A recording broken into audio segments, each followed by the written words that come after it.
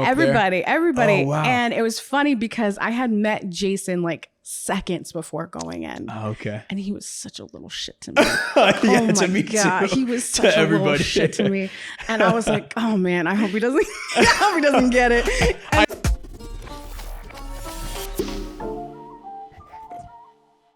it just felt like it ended so fast. And I never really felt like I was able to, that closure, right? So essentially this is the tribute to the fans, for the fans, with you guys, with the fam. I love you that. know? But yeah, thanks for being here. Thank you so much. I know you're super busy. But yeah. Not as busy as you. No, that's not true. Jeez that is Louise. not true at all. That is not. Listen, I got Jessica. Follow you. Remember on set, I always be like, Jessica Marie Garcia. Yeah, and you're like, stop it. Well, listen, as seen on Instagram, you are married. Did that change? Jessica Marie Garcia. Is it different now? What's going on? So I say it right. No, you say it perfect. Okay, cool. Jessica Marie Garcia. Yeah. Well, listen, you've been on Living Maddie, How to Get Away with Murder, On My Block. You've been on so many different shows. Diary of a Future President. So many different things. First question. How does it feel to be a boss? It feels so good, but it also feels so good sitting across from you because you were just killing it. I'm so proud of you. I feel like every time I see you guys, there's always like that spark, There's always that spark. And, we did a show for so long, became a family. And, a lot of people, they don't know that you work these long hours and you guys become a little, a fam, and then it's over. Yeah. And then you go on hiatus or whatever. And you don't see him as often. So it's always nice to see you. And, Julio's coming on here tomorrow. Oh my gosh. I know. It was so funny because I texted him and I was like, so how'd it go? And he was like, oh, mine's tomorrow. I was like, oh Yeah. no. I was like, I have no point of reference. No, I think it's beautiful that we've all stayed in touch and that you are, making this tribute to the show and for the fans because, if it wasn't for them, we wouldn't have had season 2 at all. Yeah. So right? I appreciate that. A huge part of the world knows us from these shows. Yeah. And these films and these projects. I'm very curious on your story. I know it. But for everybody who hasn't heard it in depth, I want to know about Jessica, where you started and what led you to acting, this crazy, wild industry that we're in, right? Well, I've always loved acting. I think I always say, like, literally in every interview, I think there's going to be like a YouTube compilation of me someday where it's just like the same story over and over again. But I feel like I was like birthed saying a monologue. Like I just have always loved being the center of attention. I'm an only child.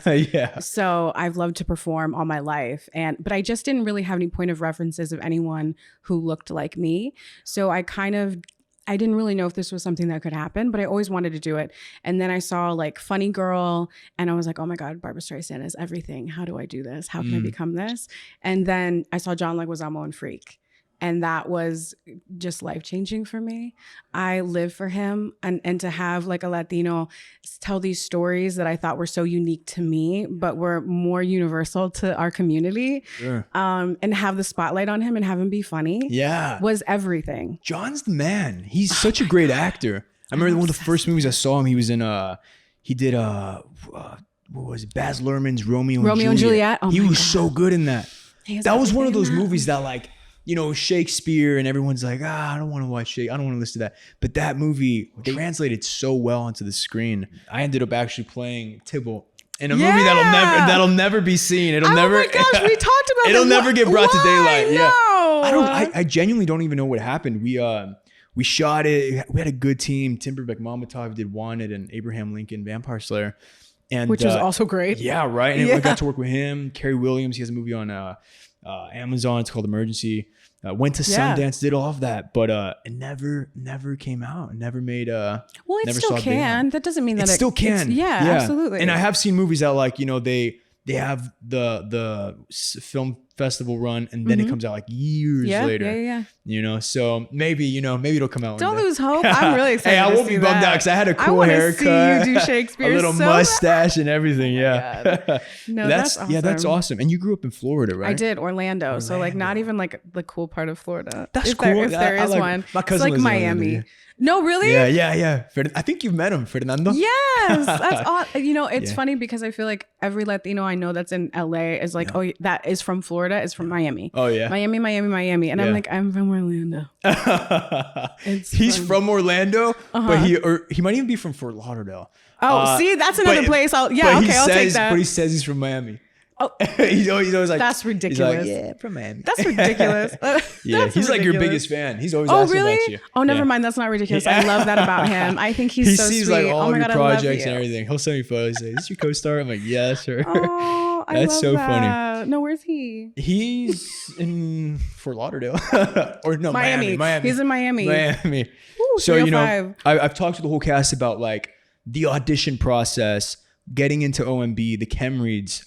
For me, it was audition and the callback was a chem read. And I want to ask you about your process. I think if I heard correctly, I think you were there, but I missed you. Like I left as you, or I got there as you left. I think so, because I didn't see Julio either. Oh, okay. Yeah. So my journey was a little different because I'm a little older than you guys. It's not just true. A little bit. That's not true. You could be my hermanita. Yeah, no, for real. I'm your younger sister. Anyway, I wasn't submitted for it because they were looking for like 14 to play 14, like 18 to play 14. Okay. And I was neither one of those ages. Yeah. So I didn't get submitted. And then I had one of my best girlfriends, Victoria Morales, hit me up and she was like, listen, I just read this pilot. It's amazing. I'm going out for this character named Jasmine. It's not me, it's you. And I was like, what? And then I read it and I was like, oh my God, I love this so much. It was something I had never read before. It was for a bunch of kids that would have been side characters in other white leading stories that I was like, hell yeah, I'm about this. And then when I auditioned, I was a little nervous. I had, in the beginning of my career, I was word perfect. I would never change a word in audition. I wouldn't dream of it. As I grew older, I realized, and just more comfortable with my craft, I realized that what you're hiring is what I'm going to give you. And one of the things that I want to show you is what I would bring to this character, you know, and I'm going to show you that in the audition as well. If that's something you want to change, you know, like direct me and, you know, give me a note and be like, hey, word perfect. Totally open to I it. will 100 will respect that. But I want to give you, you know, a little bit of flavor, right? Exactly what I'm going to do. Too. Yeah. And it loosens you up in the room. Yeah. And it sets you apart. Yeah. You know, and one of the things I pride myself on is being like, you know, a little, you know, quick on my feet. Yeah. So I directors auditioned. love seeing that too. They always get impressed, like you said. Yeah. Or at least, I mean, it's not the same thing over and over again, you know? So I added a little bit of some lineage, some flavor, and they liked it. And I was so thankful for that. And then after that, I think I actually went to I went to a callback, I want to say. And met with like a lot of people, and then I did the chemistry read. Wow. I want to say with Daniela and the whole team up everybody. Oh, wow. And it was funny because I had met Jason like seconds before going in. Oh, okay. And he was such a little shit to me. To me God, too. He was such a little shit to me.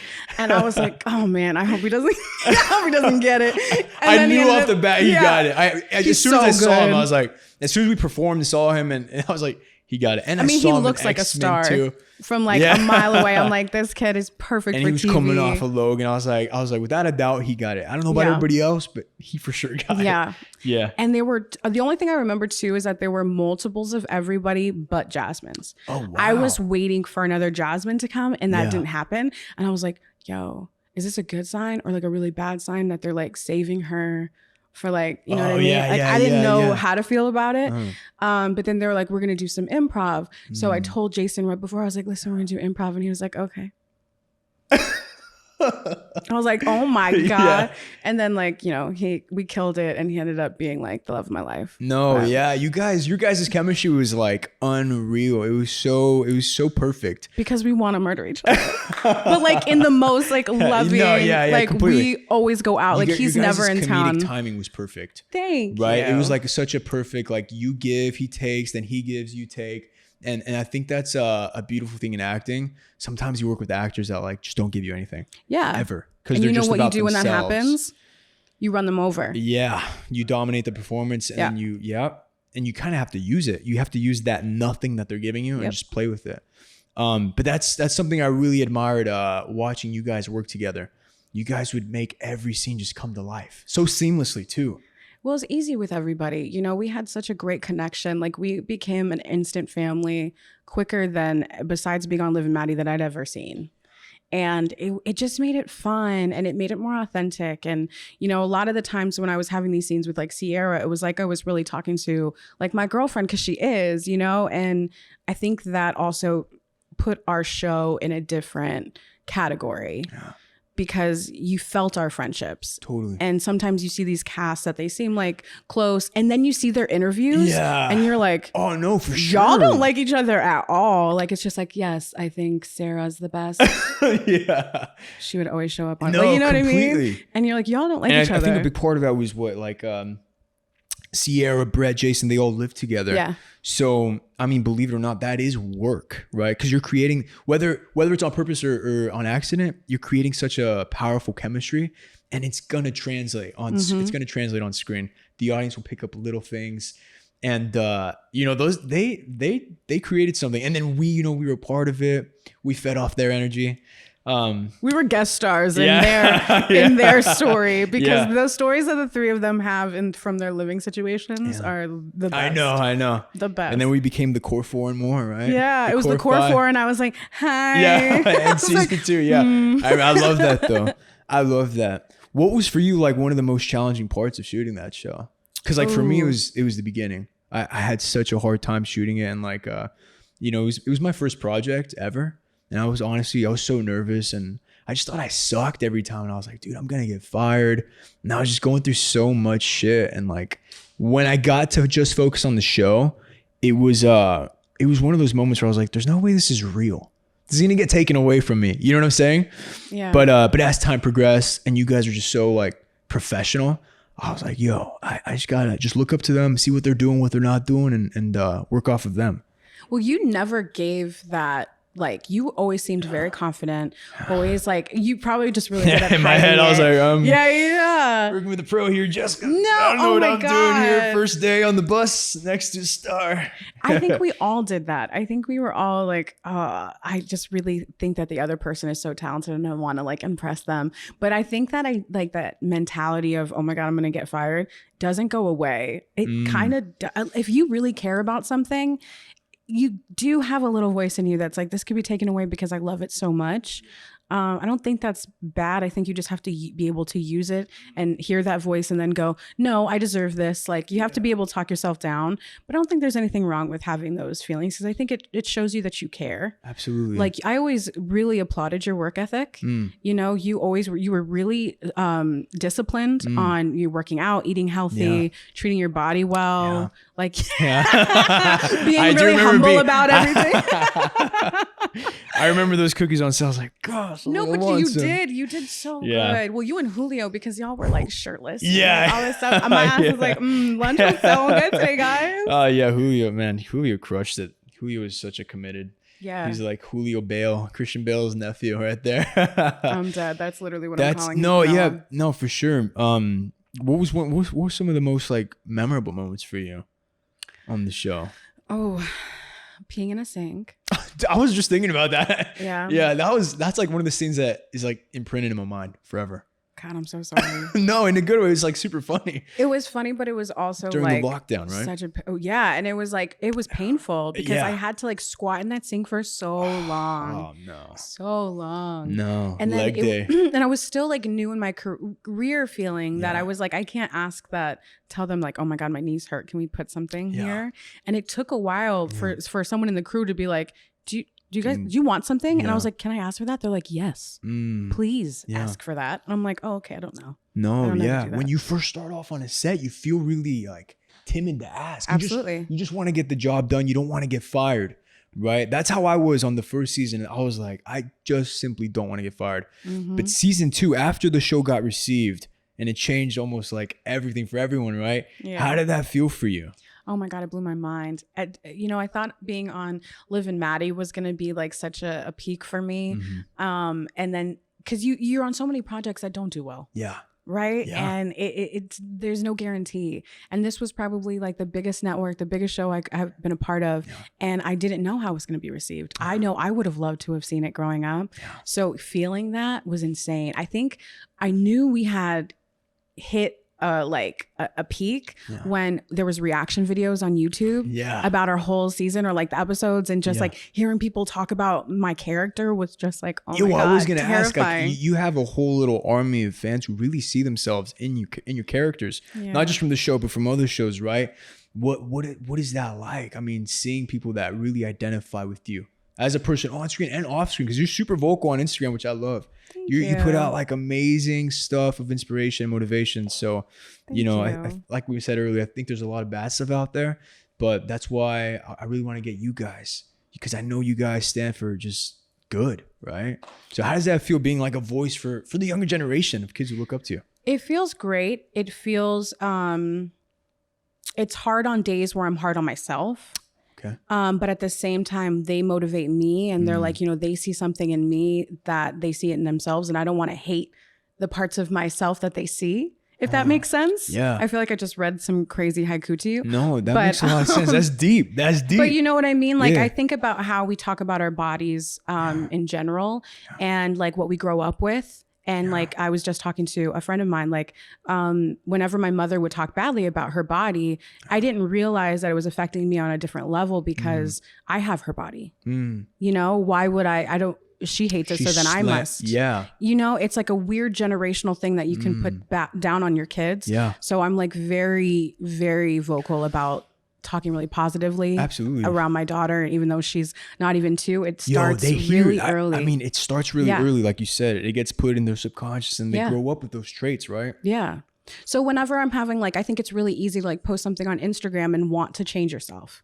And my big rule is I will never change my body. Yeah. Like I want, you know, when I was pregnant, when I was doing Fenty, you can see my stretch marks. I don't care. I think that there's something I wear with pride. Yeah. And I want other people to know that it's beautiful. And the only way we're going to show other sides of beauty is if that's exactly what we do. We show them. So I'm happy to be a part of that conversation. Yeah. Yeah. And you know, as seen on your Instagram, you're a mama now. I am. How does that feel? I mean, has that impacted your work in the art side and like in the business? How has that affected it? 1,000,000%. I hear when you have a kid, you just become way more vulnerable, and like you're able to tackle your emotions and connect with your emotion way better as an artist, as an actor. It's funny because I did it was like a kind of like a stage production. Like it was a reading of a short a few months ago, and I was having a baby, and the first open on me having a baby. Yeah. Oh, shoot. Yeah. So I was, you know, doing the motions and doing this cries and immediately bawling. It was something about tapping back into that moment that was just so recent too. Yeah. So I guess that's also part of postpartum. Yeah. But, I have heard that. Yeah. So I think it changes everything. My motivation for being an artist is different. Yeah. I before wanted to, of course, appreciate the craft and like all of that, but I also wanted to be super successful and I want to be a star. Of course. I don't give a shit about that anymore. I want to be able to work so that I can give her everything and for her to not want for anything. That's all I care about. I never thought I was going to get to a point where I would be that selfless. Yeah. I'm an only child. I'm a performer. Yeah. I was like, it's all about me all the time. No, yeah. I was scared to be a mom because I was scared that wouldn't go away. And then I would be like, still just number one. Wow. And I was actually so surprised how easily it was like, oh no, I don't. I mean, I have to make myself a priority now because if I'm not good, she's not going to be good. So my art has changed because my motivation has changed, but it hasn't stopped my love for it or like my need for it because it's such a therapy for me. Wow. And it also like, you know, puts clothes on her back. Of course. No, of course. That's incredible. Yeah. I was interviewing my buddy Brian Ortega, and he said the same thing. He's like, I go into the UFC cage and I do it all for my kids. I'll do anything for my kids. These are, you know what I'm saying? Like these are his babies, right?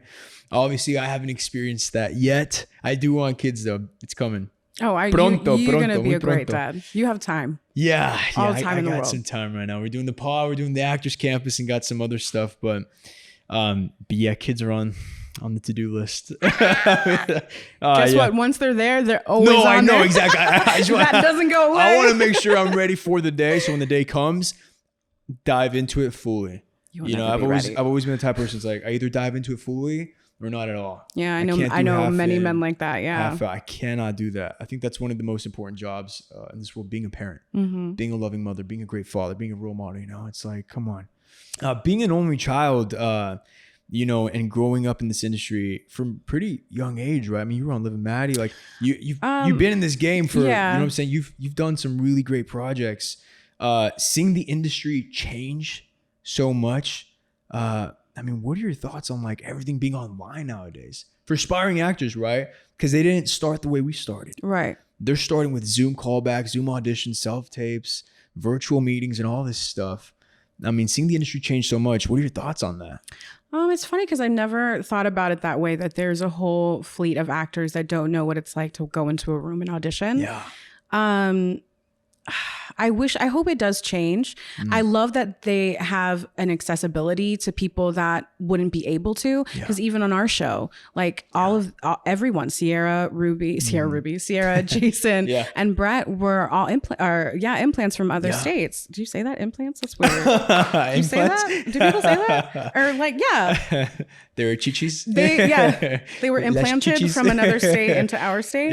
No, they had to fly out. They had to fly out from like Atlanta, I could have said Jersey. But yeah, I like implants. Implants. I don't know what that means. Anyway, I've been implanted here. I feel like I heard that before and decided I'd use it because I'm fancy. It didn't work. But yeah, because of that, I feel like it's great that we can see talent that we wouldn't normally, because you have to have a source of privilege in order to come here. Well, from other states, like you need money, you need to be able to move out here. You need a community, you need resources, all that stuff. So the fact that people can do it more remotely is great. Yeah. But and you have a strong community.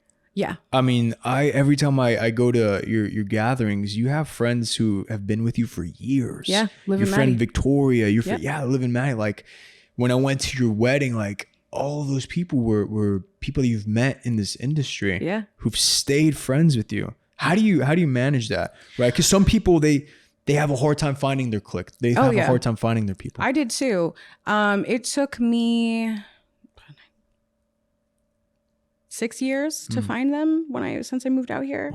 Wow. Years of not having like the greatest of friends that I thought were there for me that didn't have like some sort of agenda. So when I met the cast of Liv and Maddie, even though they were so much younger than me, it felt like we were coming up together. And I met this group of people that have this like heart that surpasses the agenda. Yeah. You know what I mean? I think it's so hard to find friends out here that would be there for you, the good, the bad, the indifferent, you know? Even what your friend did, sending you over the audition, exactly. Like that's unheard of. Yeah. You don't hear about actors doing that. They get an audition, even if they're not right for it, they'll keep it to themselves. You know? We live in a different world. Like I'm telling you, so many of my Latina friends that are in this industry, we're on text things that are like, hey, did you guys get this? Hey, did you guys go out for this? Because like, if it's not me, I want it to be you. Exactly. You can never take anything away from me that was meant for me. Yeah. I would rather get it on my own merit and my own talent and because of whatever than you know what I mean? I want the best to get it. And if it ain't me, I want my best friend to get it. You know what I'm saying? I want my people on my team to get it. Exactly. And if it is for me, well, then I'm going to do everything to get it. Yeah. And if it doesn't work out, it don't work out. Those days are kind of like over, I feel like. I think like there's still a little bit of that, but I think it takes a bunch of us and the loud ones to like mute that kind of like negativity. But no, 100%, yeah. I mean, they were all like when I had Selena, I was a 5-day induction. So I was in the hospital for like a week. No. And they were in my house all day, every day, taking my mother out, making sure she was okay because it was COVID, so she couldn't be in the hospital room. Right. Yeah. I didn't even think about that. It was bad. You had, oh my gosh. Yeah. I didn't even think about that. It's bad. Yeah. I heard stories. I heard stories about giving birth during COVID, and it was just really hard on the moms because they couldn't have their support team there. Yeah. And I was on the like looser end of COVID. Okay. But they still, once Adam was there, he could not leave. Yeah. I heard that. And it was like, wow. They didn't have to do that. 5 days. Yeah. Oh my gosh. Yeah. I couldn't imagine. I hope you never have to. Yeah. I truly couldn't. That is insane. Yeah. Wow. My mom tells me so. She's like, Diego, she's like, you know, you're the most painful one, right? She's like, you better take me out to dinner. You should. All right, Mom, I got you. I got you. Always. You instantly become nicer to your parents once you become a parent. Really? Because you get it. You get it. And that love that you didn't always reciprocate as a kid, that they never stopped. Yeah. And they just dealt with your like your brat BS ass. and all that. Yeah, especially the teen years, right? Yeah. How were you as a teen? Speaking of that. Yeah. Such a brat. Yeah. I mean, I was always a good kid. Like I really wasn't like a rebellious kid until I like started smoking weed, and like it's very like not okay in Florida. Yeah. So besides that, We all had that era. Yeah, you know, I'm still in that era. But it was just one of those things that I wanted to feel more independent, and I had a mouth, and my mom was always like, yeah, you know, have an opinion. And that turned into like back talk, and that's when things didn't go so well. But other than that, I was really great. I never like, I wasn't like a sneak out kid or I was a sneak out kid. I would get into a lot of trouble. Yeah. I don't think I've ever said this, but I loved to steal at the time. I was very young. I was like 15. I had like, I just really liked to steal things. Like I remember I stole a golf cart. I didn't hear you steal things. I was a travieso, like really bad. But it's funny looking back on it, because when you're a teen, you don't think about your actions having grave consequences. The ripple effect, yeah. At all. You're just like, I'm young. I got time to recover from this and bounce back from it. But now looking back, I'm like, dude, you're such an idiot. Like you could have gone down such a bad path, gone in jail, like so many bad things. But you know what I'm saying? There's a science to that though. Yeah, there is. Your lobe, it's like whatever. The frontal lobe, something like that, right? It's not developed till 25. That's supposed to close. That's supposed to help you with empathy. Yeah. It doesn't fully develop until you're in your 20s. It's so weird. Now that I'm 25, I finally have empathy. No, I'm kidding. No, I'm totally joking. We lost it for you. Crazy. That's crazy how that happened. My girlfriend did just say that. She's like, you're different this year. I'm like, what do you mean? She's like, you're just more mature. And I was like, and then I was like, well, I am 25. I was like, frontal lobe's done now. Maybe that is what it is. Might as well retire. 25. No, yeah. So speaking of like the brain, the mind, how do you manage your mental health in this industry? Because this is a crazy therapy. We've been through what? Pandemic, the strikes, which, you know, we're releasing this after the strikes. And but how has it been for you? Like just seeing these obstacles come your way, for all of us. You know, I feel really blessed that I had on my block so that financially am able to survive, because had I not, I don't know where I would be. I would have been in the apartment I was before the show. I don't know if I would be able to afford that. Like what we do is so scary, because there's just no guarantee.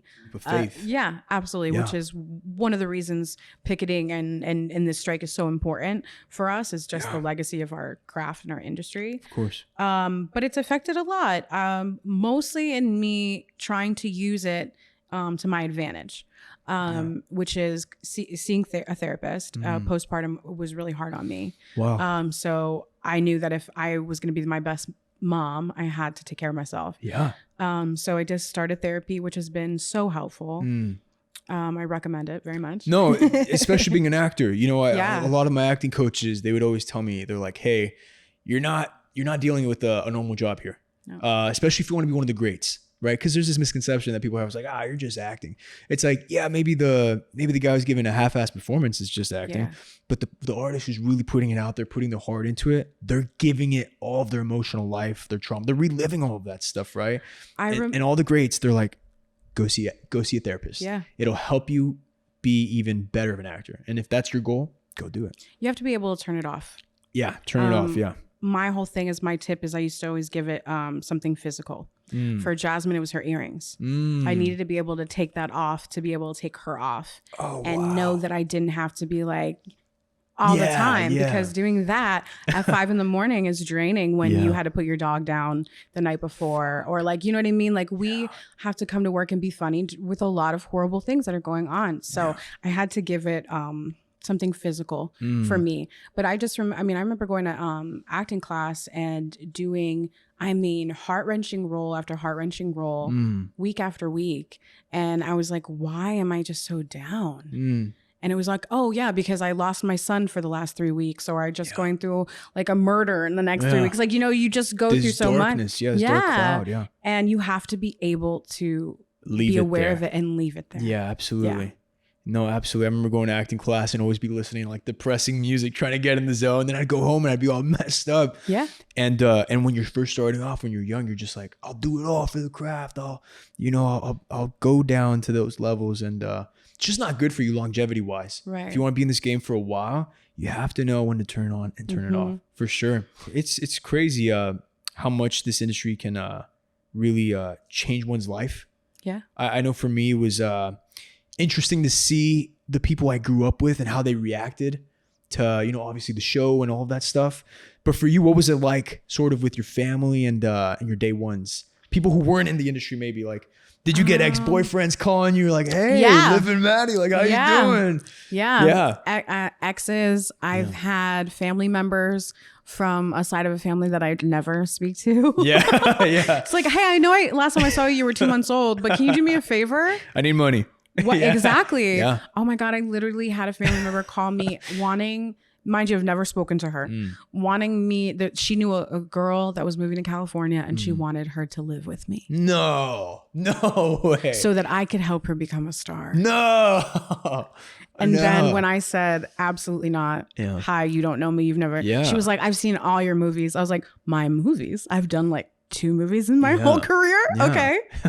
All right. Yeah. I was like, you don't even know. Like, it was so heart-wrenching because it's like, you literally only care about me for a status that you think that I have. Yeah. And that you kind of have to realize that when you start becoming successful, and it sucks that you have to kind of be like, why are you talking to me right now? Yeah. Do you think I can do something for you? What are you after? What are you after? What's your agenda here? Yeah. So day ones was really important, but those were literally my day ones were Liv and Maddie day ones. Oh, wow. And you're talking about people that are in the same struggle as me. Yeah. So they're never out or anything from me because they're doing the same thing. They're in the same boat. They understand, you know, the industry. They understand your wants and the struggles. And the ups and downs. The ups and downs, exactly. Because you're hot one minute and you're nothing the next minute, right? Exactly, you know that once you're getting invited to all the award shows and it's like... That is so funny, yeah. And then they're like, who? Yeah.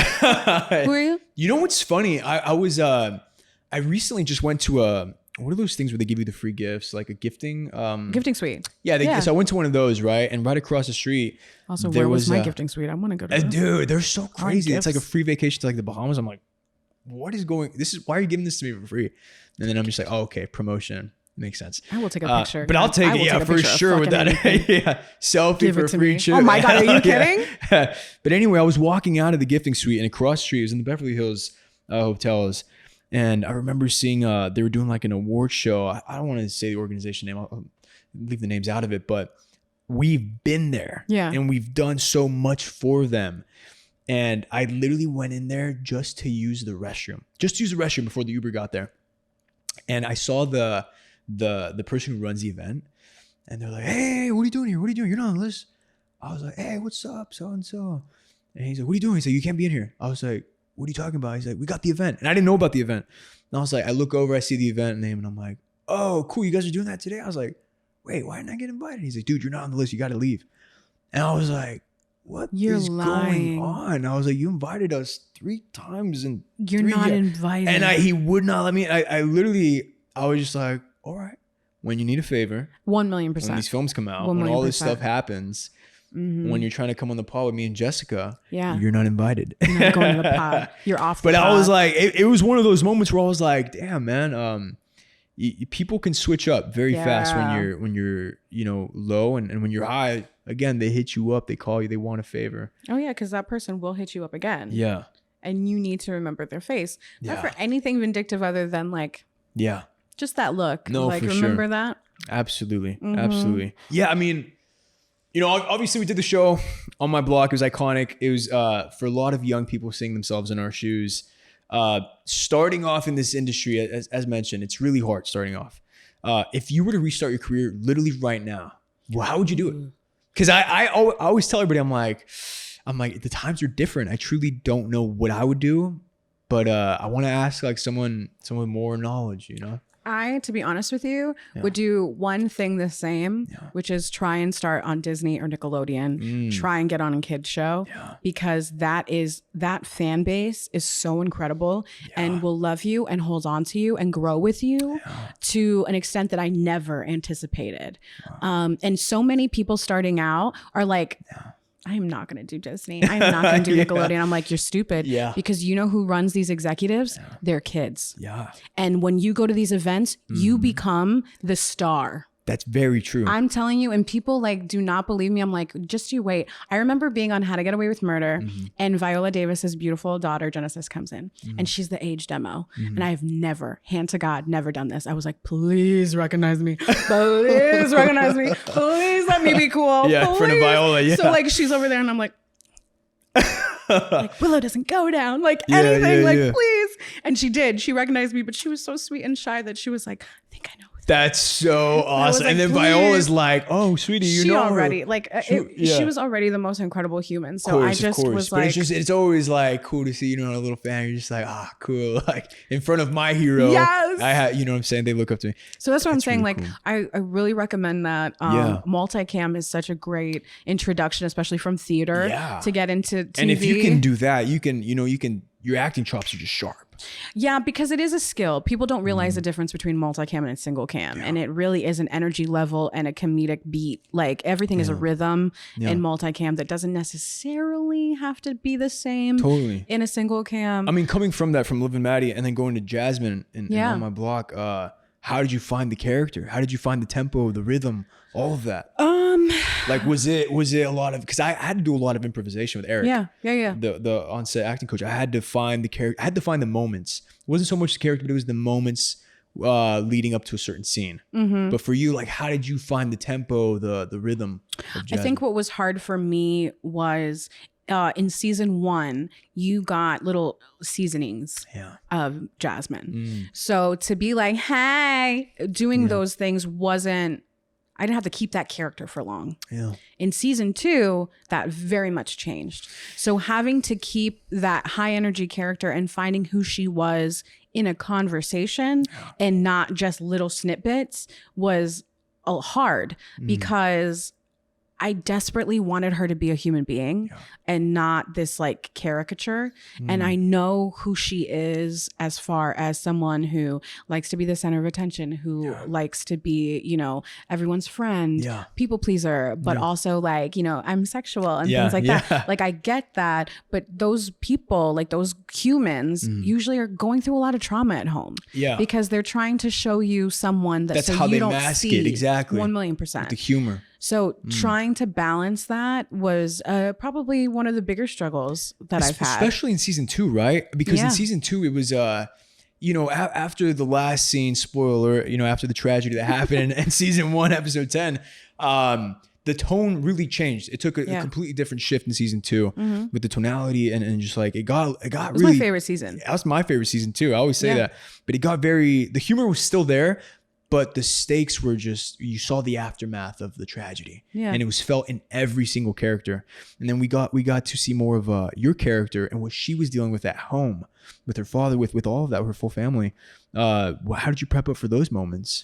I was ready for them because I had already kind of envisioned that home life for Jasmine. Before you even read, oh, wow. When I went into the audition, reading the pilot, I had to already come in with this is who she is. Not specifically that her father was a soldier, but that she had trauma at home.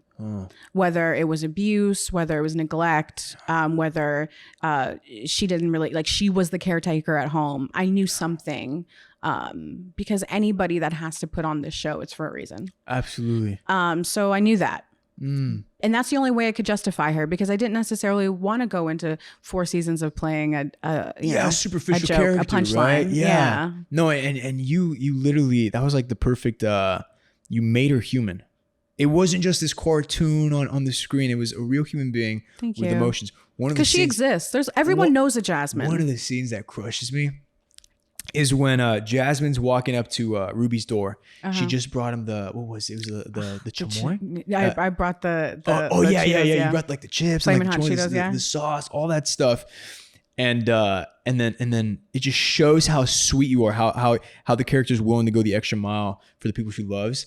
And then when freaking Ruby shuts the door on her, and then I was like, even in the scene, I think my line is like, dude. Yeah. You're like, that's not, yeah. That was something beautiful. Your guys' chemistry again was just crazy.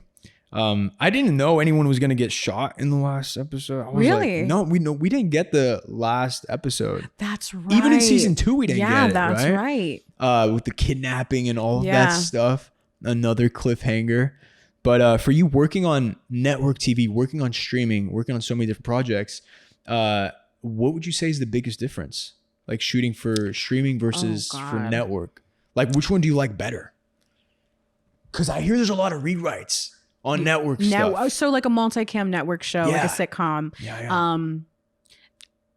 The schedule is Gucci. No. The schedule is good or bad? Amazing. Oh, okay. It's everything. It's like amazing. So basically you go to work Monday through Friday, but your Monday through Wednesday are like you're home by 3-4 o'clock. Oh, whoa. Thursday, Friday is shooting. Friday is usually a live show. So you get as an actor almost like you're in theater once a week, which is amazing. I had no idea. Especially for a comedy, because you want to get those real laughs that they can pepper in with the, the fake laughs that they put in. Yeah. Do they have like a laugh sign and all that stuff? No, like, yeah, they do. They do? Well, I don't remember. I haven't been on that side in a while. They have applause ones. But I don't think they have laugh ones.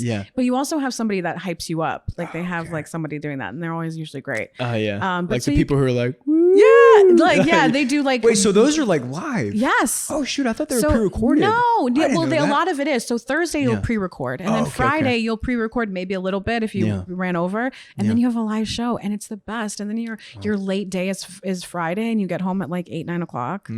Whatever. Yeah. It's the most amazing. But I love that because I feel it serves the comedy. Yeah.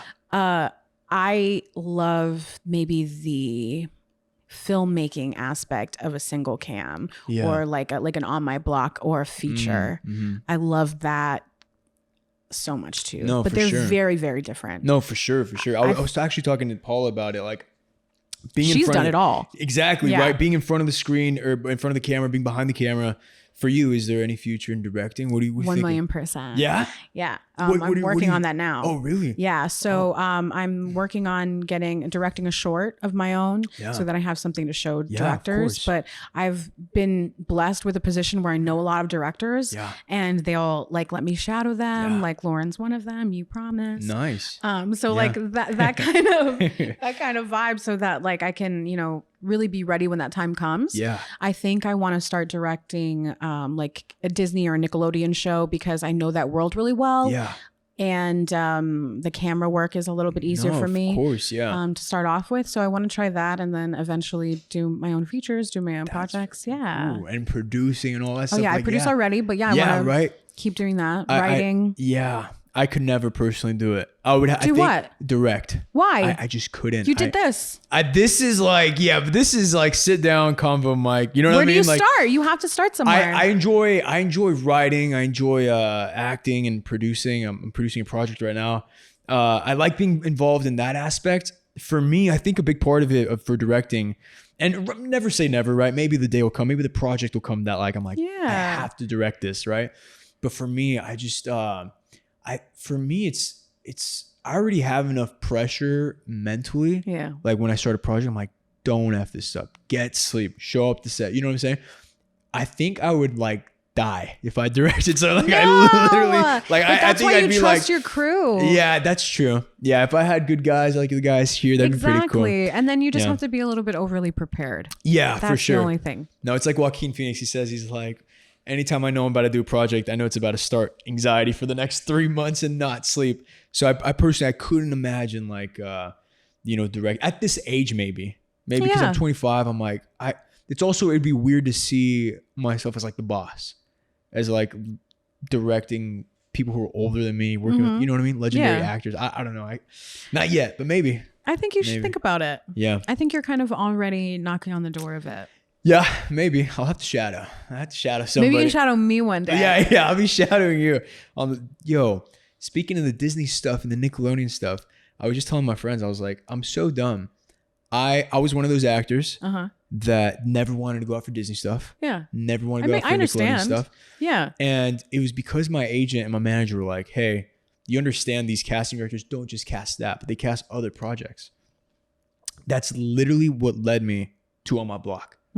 because I met with Danielle, I met with Amber. Yeah, who do a lot of kid shows. A lot of kid shows. They brought me in for a zombie musical, right? That I didn't get. Sung, danced, did everything. But because I performed under pressure, I believe, because I was able to perform under pressure, they were like, he's not right for this one, but let's keep bringing him back. Let's keep bringing him back. So I always tell aspiring actors, I'm like, yo, go out for everything. Yeah. Because you just never know who's watching. You never know who's watching. And you shouldn't judge the work. It's not our job to judge the work. Exactly. Until you're to a place where you can like really afford to judge the work. Yeah. No, You for know? sure. But Well, I get that. Yeah. But being able to say things like Willow doesn't go down, Yeah. like in the straight face and like doing things that are kind of ridiculous. Yeah. And believing it, I feel like has made me a better actor. No, for sure. You know, this profession is really it's really funny and it's you know, some people will even call it corny, right? But I mean, we're playing pretend. no, for sure. And you know, I think in 2021 and 2022, I was like, what am I doing? It's kind of a weird profession, right? But then 2023 happened and somebody said something really life-changing to me. Cause I was like, man, my job, you know, it's kind of corny. Like, cause every time somebody asks me, what do you do for a living? I'm like, you know, I write, I do this, but I never say acting. They're like, dude, I know you act. Never. Especially in public. If they don't know me, but chances are they're like, hey, have I seen you? So I'm like, I don't know. But anyway, this person said something really interesting to me. They're like, hey, sometimes it's the silly things in life that keep us going. Whether it's a smile from your spouse, whether it's a giggle from your child, whether it's watching like your favorite character on TV every Thursday night or whatever. Sometimes it's the silly things in life that keep us going as human beings and give us the energy to pursue our own dreams and our own wants and take care of our own family and goals, right? Yeah. So for you being where you are today now, what's one piece of advice that you could give that younger artist, that, or not even just artist, that younger you, right? That younger person watching this who's like, I look up to her, I feel down, I need something, you know?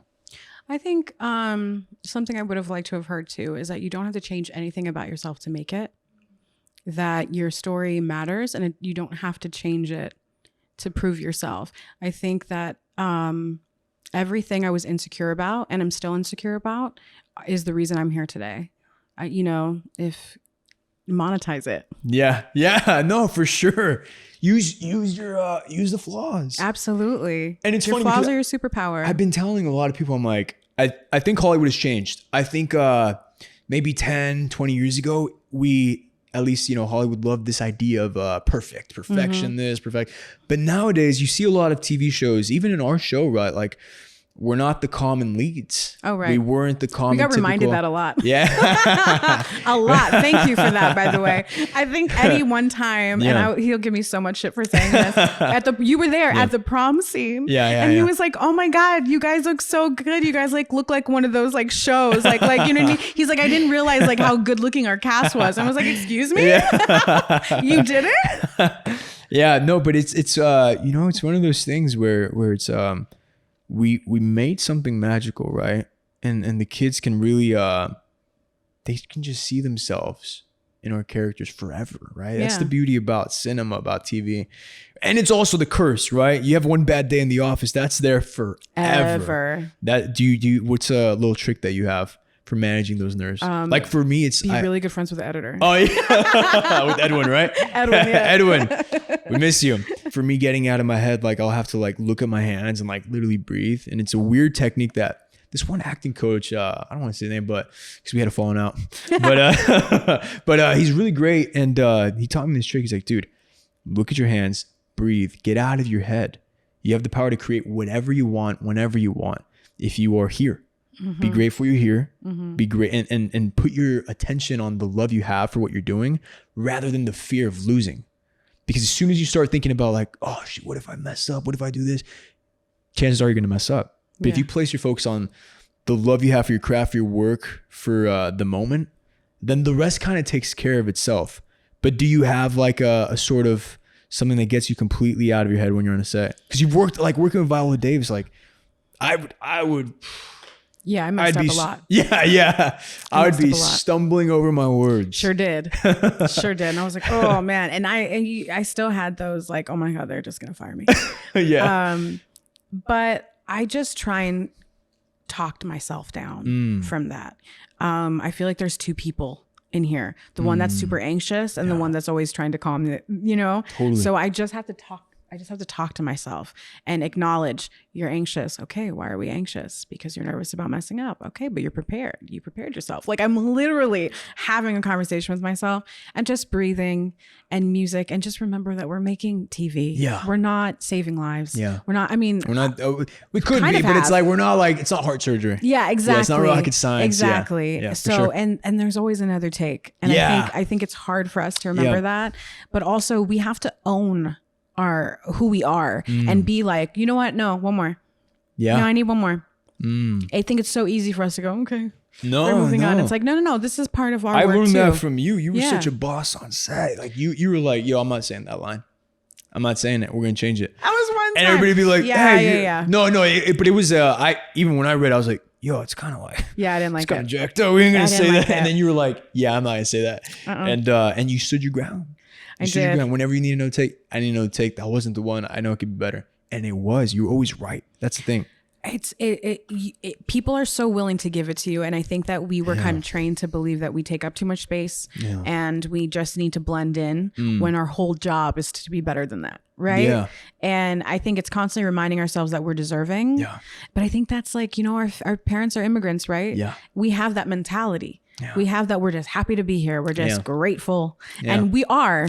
But we demand more than that. We deserve to be here. We help a lot. Why are we scared to ask for that? We want to have our ideas heard, not because we're egotistical and this and that, because we want to elevate the work. 1,000,000%. And obviously you are where you are for a reason because you can elevate the work, right? So your input is valuable. No, I hear you. So, 4 years OMB minus the COVID year, all of that stuff. How was it once it ended? Like for me, I didn't really process it. It was so late at night. It was like 5 a.m. And I was like, dude, I just want to go home and sleep. Yeah. But it didn't hit me that was the last time we'd all, as a cast, as a crew, production, director, everybody would be there in one spot. It didn't hit me. And we didn't have a premiere for season 3 or 4. Or rap parties. Or rap parties. Or 4. So again, like we never got that closure. We never got like that final, like, I'm going to miss you guys. Have a great, Well, you made that happen. You got us a house and like we got to spend some time together. Yeah. We took photos that no one else was going to pay for us to do. Yeah. The mansion that we rented out. Yeah, that was that was Brett. That was Brett's idea. Right. Yeah. It was smart. Yeah, it was really smart. Sorry, I gave you credit. It should have been Brett. Brett, you're amazing. But no, it's true. I think we just genuinely wanted to look out for each other. But that night was a blur for me because I found out I was pregnant that day. So Selena was there. You found out that day? That day. No. Yeah. We ended the show on a Thursday. Yeah. And as soon as I got married, Brett had said, you better tell me you're pregnant next Thursday. It's Thursday. Are you pregnant? All right. You better be pregnant next Thursday. I mean, since I got married. And I found out on a Thursday. No way. Because we wrapped on a Thursday. And it was like so funny because we had really tiny nothing trailers. Yeah. I know this big star.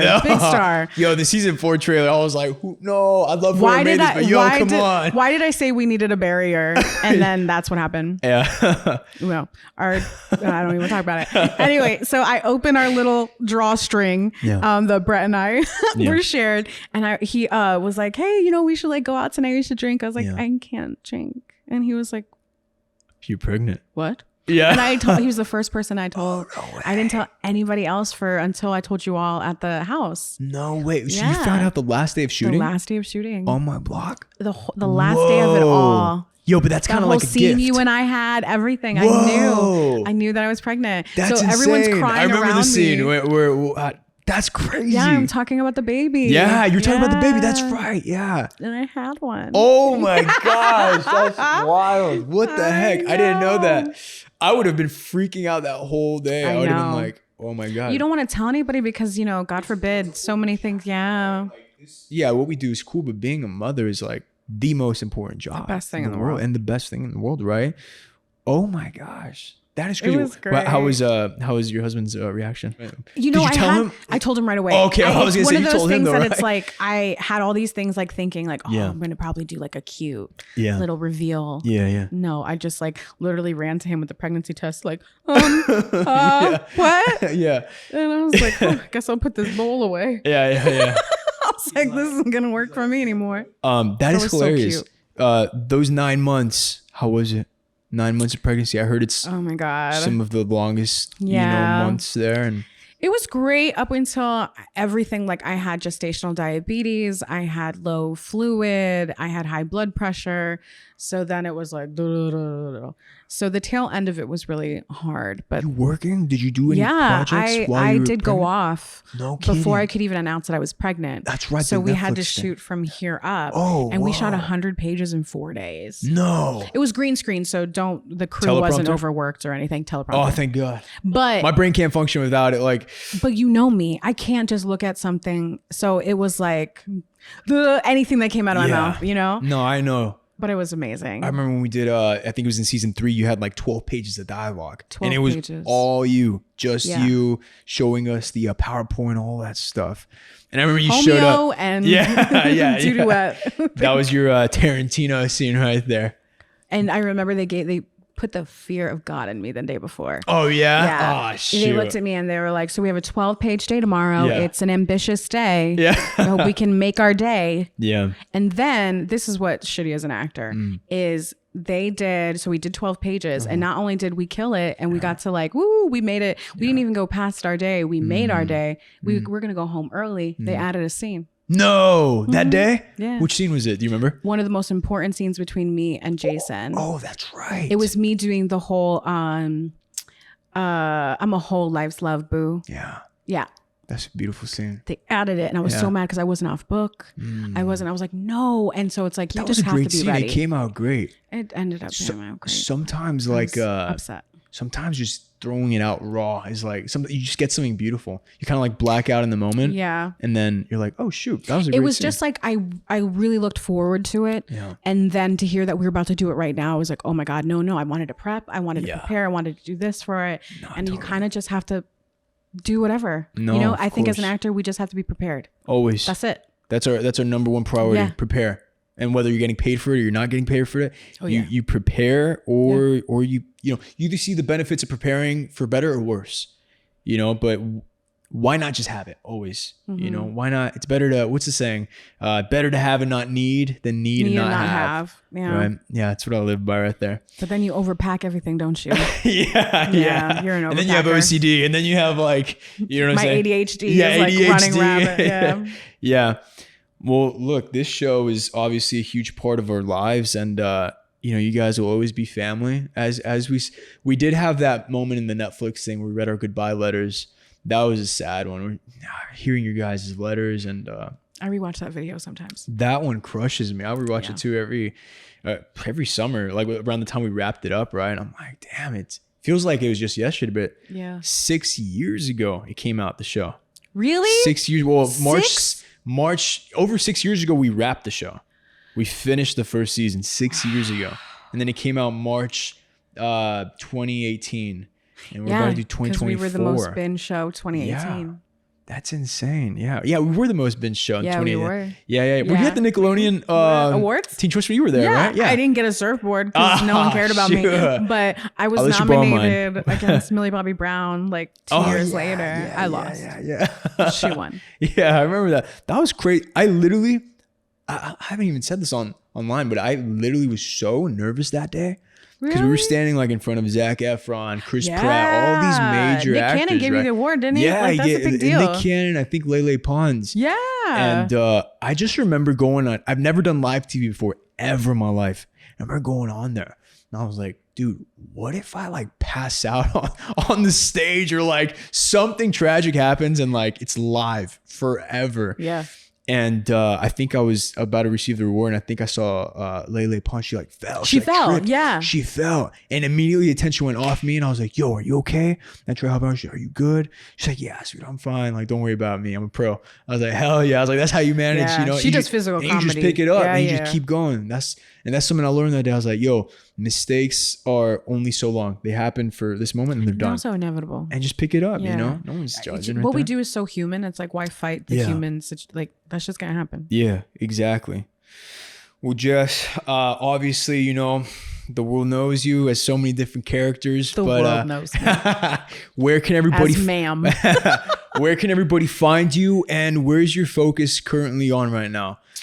Besides obviously being, an amazing mother. Yeah. Well, that's first and foremost. Yeah. But besides that, making A Legally Brown, which is my short with Annie Gonzalez and Gabby Lugo to an entire Annie Gonzalez feature. is in it. Yeah. She was great in Flamin' Hot. She's great. Oh my God. Annie is everything. She, but don't worry about what I'm doing. Yeah. She is about to be Jenny Rivera in a huge project coming out. Yeah. And she's in Ethan Cohen's like directorial debut, his solo directorial, like what the whoa, she's like crushing it. That's my sister, and she's doing big From things. So I Hentified. really hope From Hentified now to the and she was That's like amazing. a guest. I don't even think they had her being a series regular on that show. Wow, Just saying.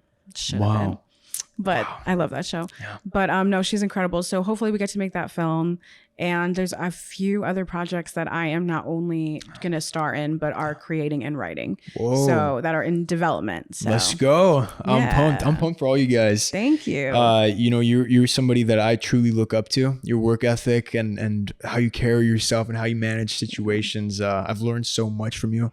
And honestly, I thank you for sharing the screen, for being able for letting me share the screen with you. Seriously, you taught me a lot, and you'll always be family. So thank you for coming on here. And thank you. It's a we pleasure. gotta do a little rap party after I finish this pod. Yeah, I'll rent something out. I'll rent something out for all of us. Yeah, you guys better show up though. No, we will. No, you're incredible. I'm so proud of you. Thank you so much. All right, Cut. that's a wrap. That's a wrap. Ow. Oh yeah.